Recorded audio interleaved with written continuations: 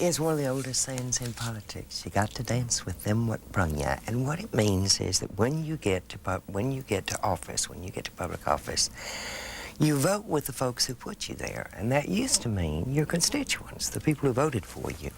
But more and more what it means is you vote with the special interests who put up the money to get you to public office.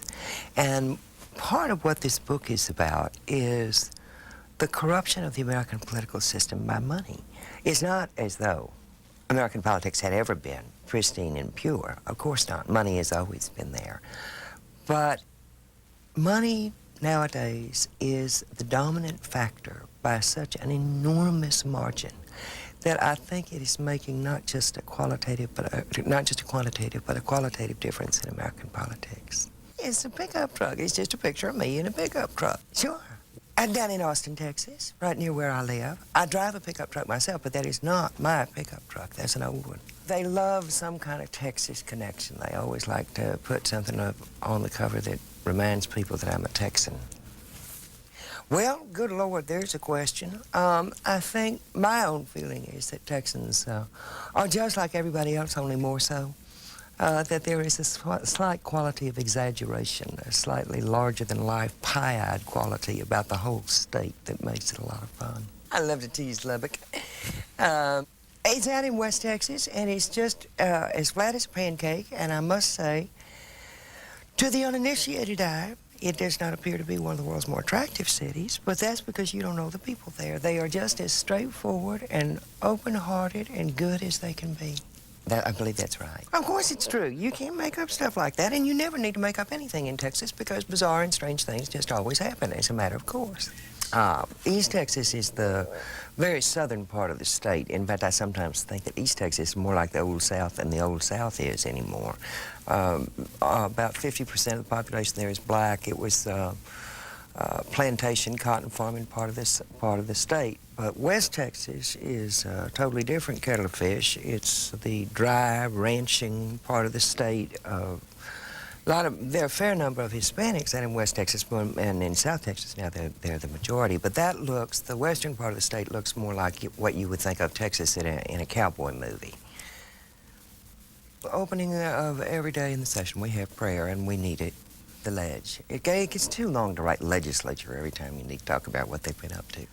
Actually, a lot of people around the ledge call it the ledge. Bob Bullock, the national politician of Texas. He is a piece of work. The lieutenant governor of the state of Texas. He's been around since God was a pup. He was, before he was light gov, he was state comptroller. And under our Constitution, like most southern states, we have a weak governor system, so that the lieutenant governor is the guy who really has the clout. And Bob Bullock is one of the smartest, shrewdest, toughest, and sometimes meanest politicians I have ever known. He's a remarkable piece of work. He's been sober for quite some time. He went to whiskey school out in California many years ago. But before that, he was a roarer, and he drank just an enormous amount, and as people who drink a lot do, he would not infrequently get himself into trouble. And one time, one of his early wives, he used to get married a lot too, kicked him out of the house, we assume for good cause, and he went over to stay with a friend of his. But his friend was in turn out drinking. Bob couldn't get into that apartment, but he spotted his friend's car in the alley behind the apartment. So he opened the back door and crawled into the back seat and fell asleep in the back seat of the car. He woke up the next morning, and the car was being driven down the highway by a total stranger. It was not his friend's car at all, and there was Bob in the back seat thinking about how to handle this, and finally, he just sat bolt upright and said into the driver's ear, "Hi there, I'm Bob Bullock, your Secretary of State." That's a true story. And he's still lieutenant governor. I think it's much ado about nothing. The idea that somehow this is some kind of police come down upon you if you use words that are offensive, I think is nonsense. It seems to me that political correctness is maybe just an attempt to codify good manners or kindness. You don't go around using words that offend people if you have any sense at all. On the other hand, to prissy up language seems to me always a mistake. I like language that's strong and earthy and vigorous and salty. I like to use the full range of the English language. Hairy-legged women, them hairy-legged women. He does that all the time to annoy us, of course. Yeah. In Texas, I think of necessity, we have a larger tolerance for politicians who are not politically correct. I mean, we could wait a long darn time before we found one who always spoke as we wanted. Whomper-jawed, that just left him whomper-jawed. That means with his mouth not only open, staring in amazement, but so amazed he kind of, like you can say of a suitcase, when you mess up the lid to the body of the suitcase, that your suitcase is whomper-jawed. It means just astonished. Left him whomper-jawed. No, well, it's an old Texas word. Slime balls, well, it seems to me that that is a word in great general use. And a useful word it is because there are many of them hanging around. People with no ethics, no integrity, just total slime balls. Good on you. That's another old Texas expression. Good on you, you can even say it. It's approbation. It's encouragement. You're doing right. Well, she was had been defeated at that point. She lost the governorship to George W. Bush, and I wrote a column about the 4 years she was in office, and it's my judgment that Ann Richards was an awfully good governor. And so I think I closed that column by saying, good on you. Well, as I say, in our state we have the weak governor system, so that really not a great deal is required of the governor. Not necessary to know much or do much, and we've had a lot of governors who did neither. Ann, I think, was one of our more effective governors, although in the odd way of American politics, I'm not sure I could point to a whole lot that she actually got done. It was mostly a matter of keeping bad things from happening. One of the main reasons she lost the governorship was because she vetoed the concealed handgun bill. And we've got a bunch of gun nuts in Texas who are bound and determined that they should be able to march around with concealed weapons. Somebody who loves guns, think that that's just the most important thing in the whole world.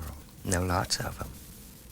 There are people who are crazy about guns. I have never, I don't hunt myself, but I sure do know a lot of people who do, and I've never thought, especially in a state like Texas where there's an awful lot of outdoors, that it's ridiculous to try and take away long guns. But I've never seen any use in a society that is, what are we now, at least 70% urban. What is the point of a handgun? What is the point of letting people have handguns? It's just endless tragedy after endless tragedy because of these things. They're little machines designed to do nothing but kill people.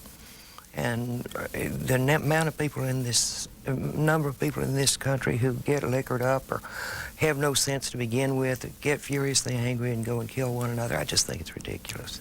That's the way Texans say government. That government, you know, we've got to get the government off our backs, got to get the government off our, you know, that's the way people talk. I just write the way people talk. I don't invent this stuff. That's exactly the way Texans say the word business. Business. I'm not sure I could say all anymore. We've got a lot of Texans who've moved in from somewhere else, but almost anyone who's a native will say that, business. Sumbitch is not a dirty word in Texas. It's not like S-O-B. A sumbitch is the Texas word for fella or guy. Well, he's a good old sumbitch. And then that added sumbitch said to me, he said, and there's no offense intended. Boy, I don't even remember snurk. Yeah. Sometimes I do make up words, actually. Luckless fellows, you luckless fellow. I did make that word up. It just sounds right. Oh, well, nuthatch is a fine insult, referring to someone being a little bit loosely wrapped, someone being perhaps not having a firm grip on reality. You know, when you write about Texas politics, it is necessary to find words that are highly descriptive. Garbanzo brains, right? Bean brains, tiny brains. It's a bean. It's a bean. I don't know. Gazoonies, another word. I can tell you, the need you have for descriptive terms for stupid when you write about Texas politics is practically infinite. Now, I'm not claiming that our state legislature is dumber than the average state legislature, but it tends to be dumb in such an outstanding way.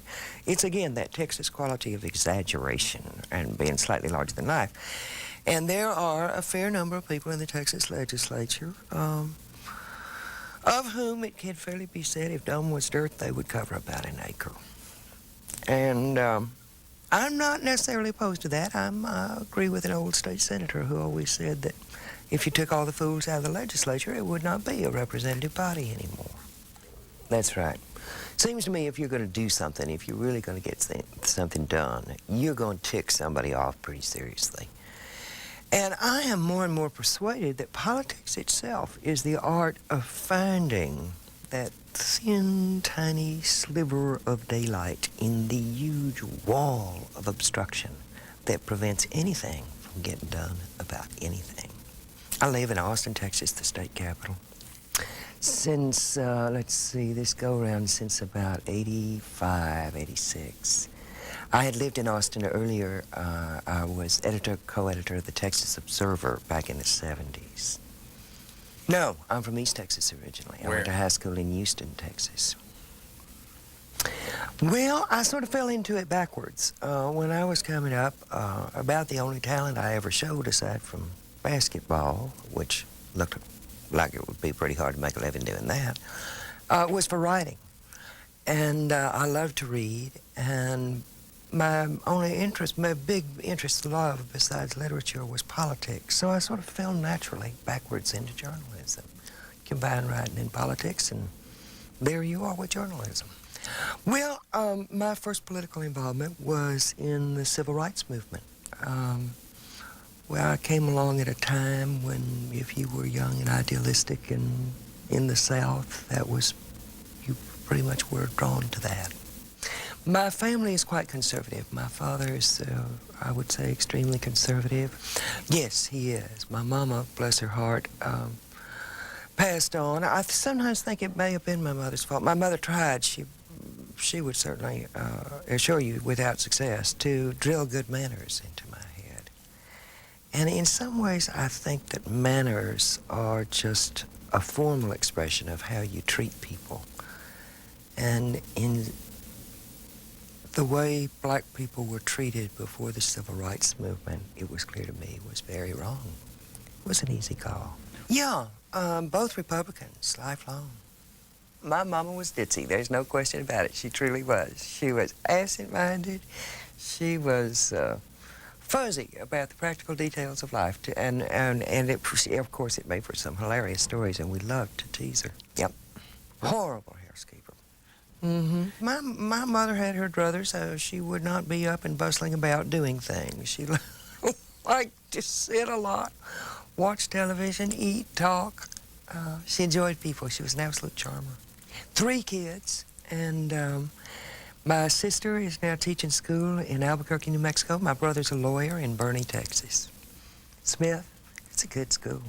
I really do think I got a good education at Smith. I was I'm not one of those people who thinks of my college years as a happy golden time. I mean, I was a Texan who was up in Massachusetts. First of all, I was cold. I mean, I was freezing to death the whole time I was up there.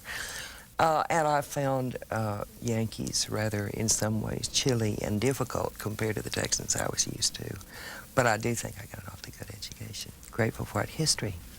My major was history. 6 years with the New York Times. Some of it in New York, as a political reporter at City Hall in Albany, and then later as bureau chief out in the Rocky Mountains. Now, there is something that when I'm standing in the checkout line at the grocery store, and if I really need to impress people, I just let fall that I covered Elvis's funeral. And boy, people just practically draw back with awe. It may yet turn out to be my greatest claim to fame.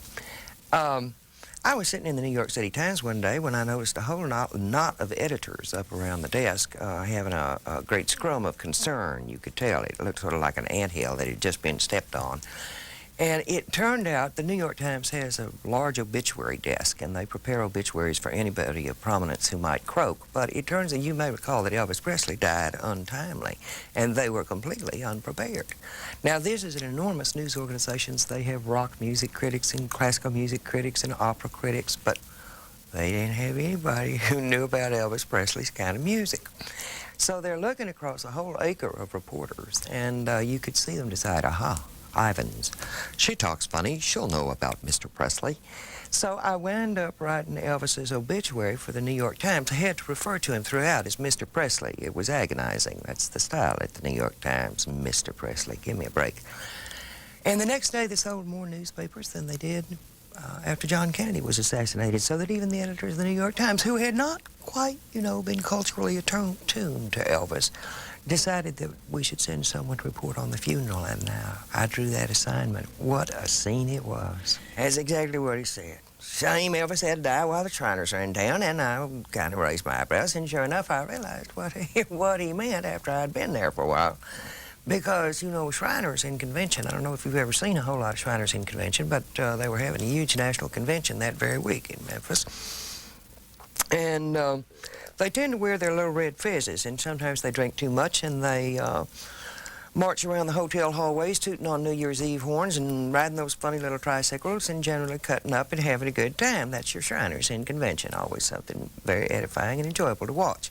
But every hotel room in Memphis was occupied with celebrating Shriners, and then Elvis dies, and all these tens of thousands of grieving, hysterical Elvis Presley fans descend on the town. So you got a whole bunch of sobbing, hysterical Elvis fans. You got a whole bunch of cavorting Shriners. And on top of that, they were holding a cheerleading camp.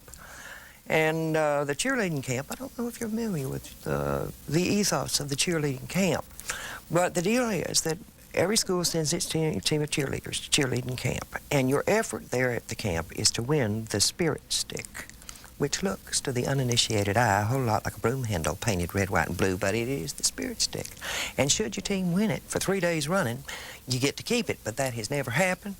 And the way you earn the spirit stick is you show most spirit. You cheer for breakfast, lunch, and dinner. You cheer when the pizza man brings the pizza. You do handsprings end over end down the hallway to the bathroom. I tell you, those young people will show an amount of spirit that would just astonish you in an effort to win that stick. So here I was for an entire week dealing with these 3 groups of people. The young cheerleaders trying to win the spirit stick, the cavorting Shriners, and the grieving, hysterical Elvis fans. And I want to assure you that the New York Times is not the kind of newspaper that will let you write about that kind of rich human comedy. Because the New York Times, at least in my day, was a very stuffy, pompous newspaper. A little bit better than it was. It has a tendency, recidivist tendencies, though. You will notice if you read the Times that it lapses into pomposity and stuffiness with some regularity. Well, I actually got into trouble at the New York City Times for describing a community chicken killing out west as a gang pluck. Abe Rosenthal was then the editor of the Times, and he was not amused. Oh, no, it never made it in the paper. Good heavens, no. Such a thing would never get in the Times in my day. I was just sort of put on the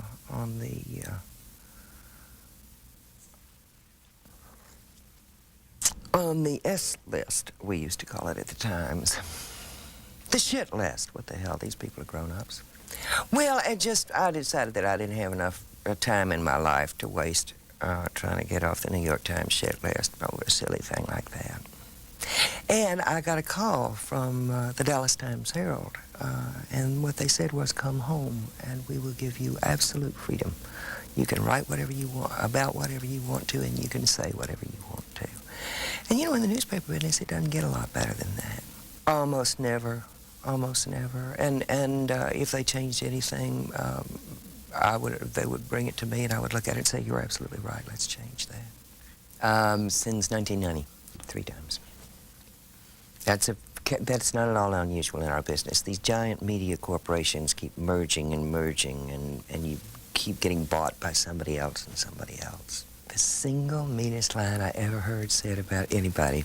Roy Cohn, the late Roy Cohn, was, in my opinion, one of the most despicable human beings who ever lived. He was a ruthless lawyer and a shameless human being, and I know that he has friends still living, but I'm entitled to my opinion too. I think Roy Cohn was one of the most despicable people who ever lived.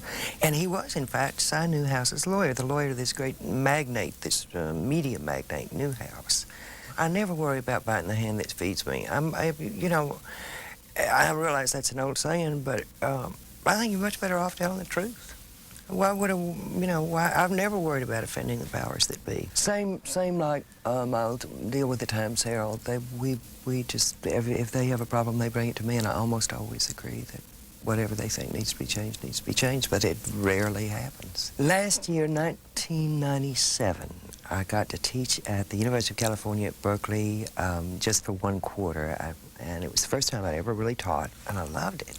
Of course, I'm going to make fun of it. I mean, Berkeley, California, if you are from Texas, it's just hilarious. Well, of course, it is just the absolute center of liberalism and political correctness, and it is a veritable hotbed of people of bless their hearts who all think alike in a liberal way. And of course, I'm sometimes called a liberal myself, and you would think I would have felt right at home there, but I just am so used to, I'm so used to Texas that I found the culture of Berkeley hysterical. They are local characters there in Berkeley. One guy walks around with no clothes on. He's the naked man. And the other guy wears nothing but pink. It is just, he wears nothing but pink, and everybody knows him. There's the pink man. It's the kind of community where people like that are rather relished and cherished. The Birkenstocks are those famous sandals that they're good for your feet. They're not fashion sandals. They're kind of squat-looking sandals that hippies and people people with foot trouble wear. And of course, Berkeley being full of people who are far too sensible to ruin their feet by walking around in high heels, there are a lot of folks who wear those sandals there. Very, very bright people. I was really pleased. I had thought, like many people in our business, I've been sort of grumpy about young people coming into journalism recently, because it seems to me we've gotten an awful lot of ambitious little careerists, and I keep looking at them and thinking to myself, damn, why didn't they go into investment banking? But the students I found at Berkeley were not just bright, but idealistic to a remarkable degree. Well, they're going to have some of it ground out of them. There's no question about that. But it's my hope that they'll stay with it long enough to make a difference. Well, part of it is an old tradition in the newspaper business, as is true in many others. There is a sort of tradition that, I call it the Marine Corps mentality. You know, listen, son, I ate chip when I was young, and you can do it too. It'll make a man out of you. It'll put hair on your chest. I mean, the idea that you should somehow, as part of making someone pay their dues, put them through a bad time. And I think it's a terrible mistake. One of the things we still do in the newspaper business is take bright, talented, idealistic young people and give them the world's worst, most boring assignments. We make them write obituaries or some boring thing. Why not take them and put them immediately on some big series where you could use all that energy and idealism?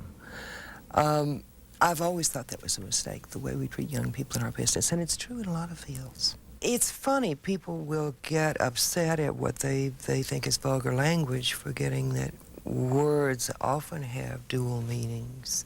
And the reason I made that point in the column is because I do think that context is everything.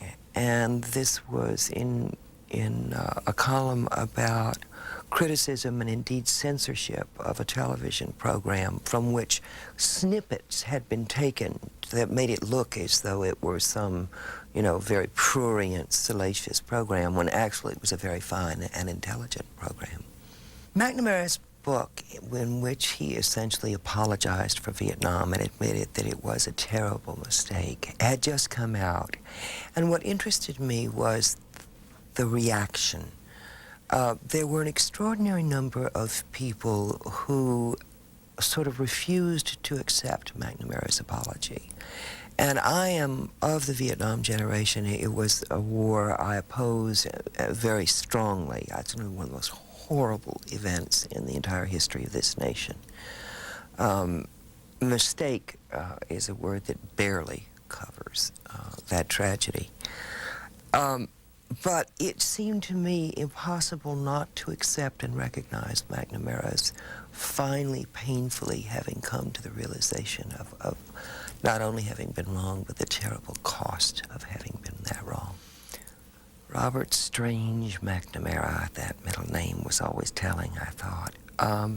I thought it was brave of him and right of him to have written that book, and that he deserves to be commended for it. I think that Vietnam was a terribly destructive episode.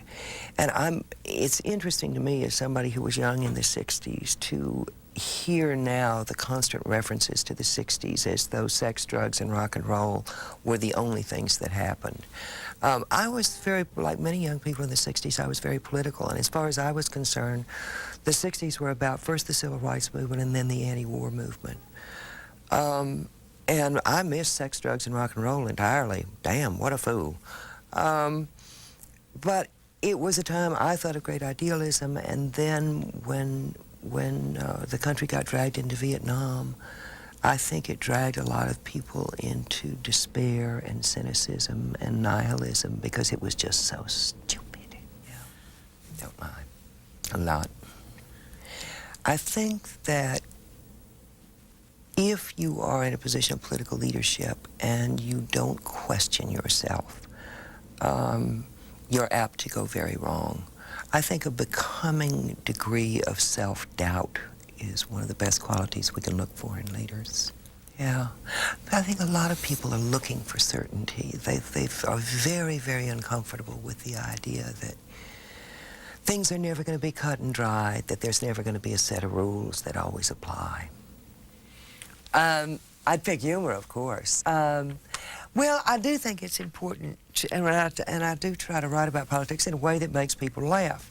Now, there's two reasons for that. One is politics is intrinsically funny, and this should be noted and appreciated by all. And second, I think it's important in a time when people so look down on politics and are so reluctant to get involved or even learn very much about it. I constantly hear people say things like, politics, they're all crooks, who cares? Very dismissive. And it seems to me that in part that's because people who write and report about politics make it so boring. I mean, you read those newspaper articles that start, House Bill 327 was passed out of subcommittee by a unanimous vote on Tuesday. I mean, who wants to read any more than that? I've seen reporters time and again take all the juice and joy and life and comedy and drama and humanity and excitement out of politics. They just wring it all out, clomp. And what they leave you with is this dried set of lifeless fact that doesn't reflect at all the whole splendid panorama that is politics. Every time we have a birthday in this country, I sort of write a column celebrating us. I like to do that. Isn't this wonderful? We do that all the time, always taking polls to find out how stupid we are, and then we sit there reading the polls going, oh my God, look at this. Oh, we're all so stupid. Isn't that wonderful? It's such a comic thing for people to do because we're funny people.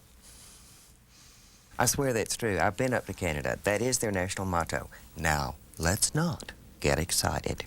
I was up there one time when they were having a national election that was practically a revolution. They threw out the party that was in power. They completely took off a party that had been there forever, practically disappeared. A whole new set of folk came in, and all the commentators were there on election night saying, now, let's not get excited.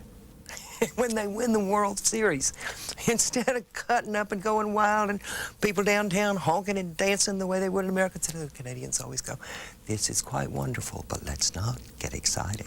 Well, of course. I think those are both important things. One is that, and I think it's the fault of people in our business, Brian, the media presents such a negative picture. We're just so relentlessly negative. I don't think it's that the media are left-wing or right-wing, but they are negative. And that's partly the nature of the world. If you've ever noticed that The world news is always worse than the national news, and the national news is always worse than the state news, and the state news is always worse than the local news, and the local news is always worse than whatever has happened in your neighborhood that day. Well, of course, the world is pretty much like your neighborhood. The whole world is pretty much like your neighborhood. Not much horrible ever happens there. But the news business so focuses on the bizarre, the disastrous, and the unusual that people get the sense that the world out there is much more dangerous and dark than it actually is. The world's full of nice folks. And then my second point in that piece about the pursuit of happiness, people sometimes think that the pursuit of happiness is, you know, somehow it's written in the Constitution that we all have a right to go off on a great search for self-fulfillment and satisfaction and frisks and jollification. Actually, that's about looking for a way to find justice. I believe that it to be absolutely true. Now, Minnesotans are a little tired of being called nice. Understandably so. They sort of wince, but the truth is they're awfully nice in Minnesota. What about, like the pyramids of ancient Egypt, like the Colosseum of ancient Rome? We have the Mall of America. It's been a couple of years now. What an amazing place. What a great temple to consumption that is. Oh, there's a world of stuff at the Mall of America. You just hardly would not believe it. There's entire stores that sell nothing but barrettes and hair bows. There's stores that sell nothing but different kinds of popcorn. You would not believe the variety of stuff there is in this world. Well, now, there's a good question. It's partly because, you know, in the capitalist system, they push you to consume, and an enormous amount of time, money, and skill is spent persuading us to buy things like pink lemonade and striped toothpaste, which are not exactly basic necessities in this world. The amount of money spent on a single television ad is frequently, a 30-second ad frequently costs more than the entire 30-minute program surrounding the ad. Tommy Fag Lover, yeah, I get a lot of those. There are certain topics, I used to sort of say, well, there's certain topics that sort of rattle their cages. You're always going to hear from the haters. If you write about death penalty, abortion, trying to think of some others, there's a series of subjects that just always touch off the nutcases. And then I thought about it again, and I thought, gosh, it's practically everything I write touches them off. Oh, yeah, gays, homosexuals. That sets them off, too. You bet. I tell you, you want to stir things up and get people screaming, you bring up God, gays, and guns in my state. Mean as hell with the hat off. Yeah, that's a certain kind. Just teeth-rattling mean. Meaner than a skillet full of rattlesnakes. We have them down in Texas because they'll do things that are gratuitously cruel in the name of conservatism, like, you know, cut milk for children or something that is just makes no sense fiscally because they're mean. There is, it's always hard for me to identify the, you know, I think this is true on the liberal side too, but the legitimate, thoughtful, philosophical, consistent conservatism, and there are a lot of conservatives I admire, I really do. Jim Kilpatrick seems to me to be a very thoughtful conservative, the writer, James. I find him consistently thoughtful and a very principled person. And I understand that political point of view, but to me, we've been getting more and more people to the right of people that I always thought were very conservative, like Kilpatrick and Barry Goldwater. Now we've got people to the right of them who seem to think that government should be used in a punitive way against poor people. I mean, it's not just that they're opposed to welfare. It's like, let's really make sure these people never get a chance to get anywhere. It's just so mean-spirited. Jesse Helms sets me off pretty bad. I just find him a mean-spirited person. Phil Graham, there's another one. There's something, in addition to the mean-spiritedness, there's a kind of smarminess about Graham that I find distasteful. But then I don't like him. Some people do. Now we're talking about my favorite trio of bozos. Tom DeLay, Dick Armey, and Bill Archer are these three powerful Republican congressmen from Texas. And I must say, of the three, DeLay is probably the only one who is actively stupid. The other two are really fairly bright. I just happen not to agree with them politically. But DeLay, sometimes you do have to question that man's sense. Oh, one of his ideas is that we should bring back DDT. He's one of those people who thinks that environmentalism is a nonsensical and pernicious thing. He wants to bring back DDT. He used to be a bug exterminator in Sugar Land, Texas. That's what he did for a living. He exterminated bugs. And before he went into Congress. Oh, sure. Oh, yeah, sure. He was in the Texas legislature for a while. I never thought he was that bad when he was in the legislature. He seemed like a sort of regular vanilla Republican, but it certainly has taken on some strange coloration in Washington. He's a figure in a film called Being There who is an opaque person into whom other people read whatever they want. In this figure, the Chauncey Gardner guy, conservatives think he's conservative, liberals think he's a liberal, people read into him whatever they want to see there, and there is a touch of that about Bill Clinton. I think he's a politician, and I say that I may be one of the last people left in America who does not use that word as a pejorative. I like to watch politicians work. Well, remember when I was talking earlier about the art of politics being able to find this little thin sliver that allows you to get something done? Well, it gets harder and harder to get anything done about anything because our politics have gotten to be so head-buddy and people just going against one another out of knee-jerk reaction rather than concentrate on fixing a problem. And Clinton is good. And by that I mean he can find a way to get things done. It's not necessarily the solution he'll finally get through, may not be the best way to fix the problem, may not be the most efficient or least costly, but it is the politically doable way. And that's a great skill. That's actually a great art. Sure. He's a politician. You know, like all politicians, he's a compromiser. And in my opinion, he compromises far too easily and far too often.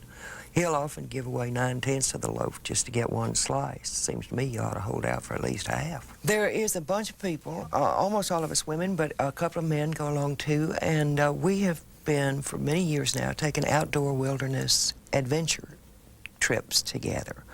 And it started back in 1980 when a bunch of us did a whitewater raft trip out in Idaho. And every year that group, it shifts. Some years some people can't go and other people come in. It's not exactly the same crowd every time, but a bunch of us who, I think when we started doing this, nobody was particularly important or any kind of a big cheese. We were 20 years ago, we were just young and funny and enjoyed one another. And we got to where we'd almost every summer, we'd go on a trek in the Himalayas or climb Machu Picchu or take a kayak trip or in Alaska. We've done all kinds of wonderful things together, and we really do have an awfully good time. It is sheer fun. You might think that, you know, with, say, heavy hitters, members of the cabinet and this kind of thing all along on a trip, that we would sit around having deep philosophical conversations or weighty policy discussions. We revert to being complete 13-year-olds on this trip. We just giggle and really silly. That's a good question. They often do. Almost always they start taking themselves quite seriously. They're still teasable. They're still teasable. Yeah, I do.